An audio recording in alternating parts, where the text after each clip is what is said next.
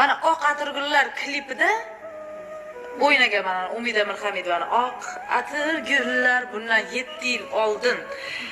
Ana o'sha klipda anaqa kinoproba, fotoproba bo'ladi, qizlarni ko'radi, o'sha nimaga tushadimi, klipga tushmaydimi, yig'lashqanasiga. Chunki u klipni o'zi dardliroq ishlanganda. Keyin borsam juda ham chiroyli qizlar ko'p.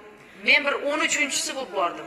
Ularning ichida eng xunigi o'zim. Yo'q, qaysi manada xunigi? Endi ular sochlari uzun, milliy, qoshlari chiqib. Tayyorgarlik ko'rib olishgan. Ajoyib qizlar o'tirishdi. Men borib sochlarim kesilgan, shimlarni kiyib olganman.